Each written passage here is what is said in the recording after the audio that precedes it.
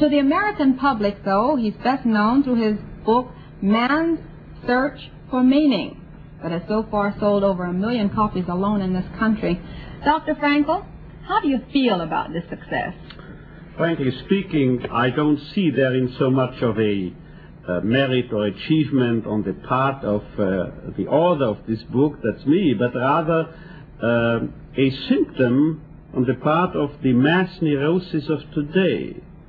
Because if so many hundred thousands of people are reaching out for a book whose very title promises to deal with the problem whether or not life has a meaning, then this is an indication for the fact that the very search of meaning has been frustrated, and in fact ever more patients turn to us psychiatrists today complaining of an abysmal feeling of meaninglessness, of emptiness, of an inner void, and that is why I've termed this condition the existential vacuum, and this in fact seems to me to be the mass neurosis of today. Now this means that you have found the meaning to life, the meaning that a person should give to his own existence. You see, we psychiatrists are not omniscient. We cannot know what the meaning of a particular life is. Mm-hmm. We psychiatrists are just omnipresent on all television screens, on all international meetings and so forth. So we can never give the meaning to the life of a patient, but we may well assist him in finding, in discovering the particular meaning of his life. And this, in fact, is the assignment of that approach to mental illness I've denoted logotherapy, because logos, in fact, means meaning. Mm-hmm. And we are out to help our patients to rediscover the meaning in life. Mm-hmm. Now, you came upon logotherapy because of your horrible experiences in Nazi concentration camps.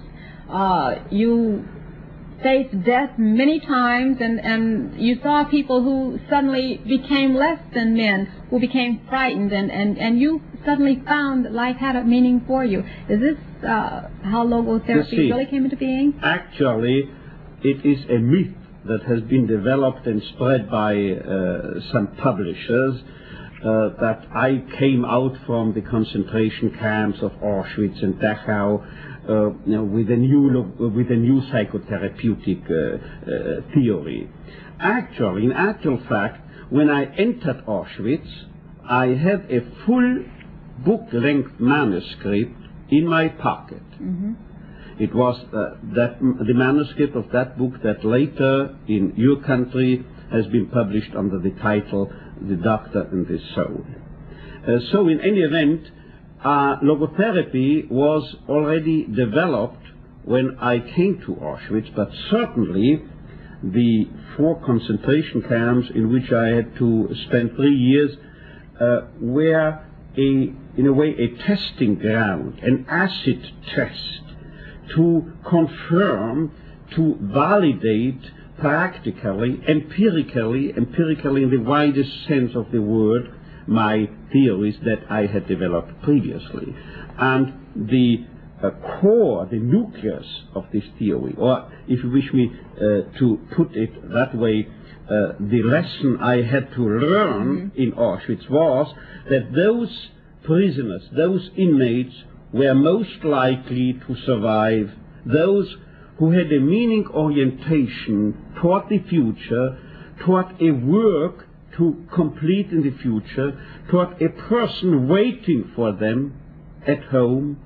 Those people who had a strong meaning orientation were most likely to survive, and I believe that something parallel even holds for mankind as a whole.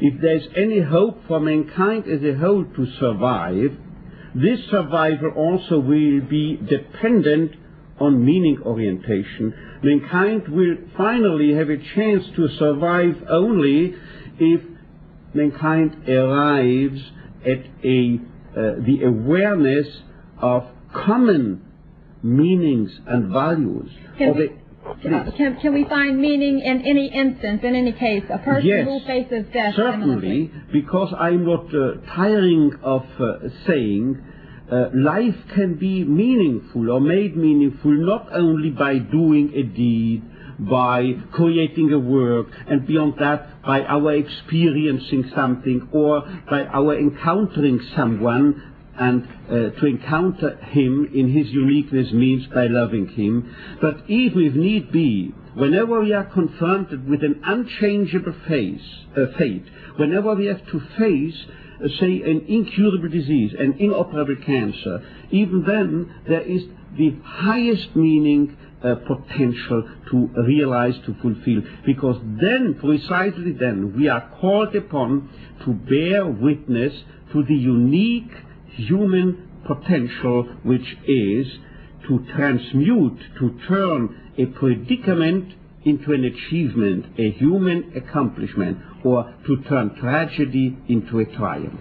Logotherapy is the name of the new psychiatry that Dr. Frankl is talking about at Duquesne University. He has 3 more sessions. The public is invited to attend. Peter Mills Auditorium, Rockwell Hall, Monday, Wednesday, and Thursday. Thank you very much for being with us. Thank you.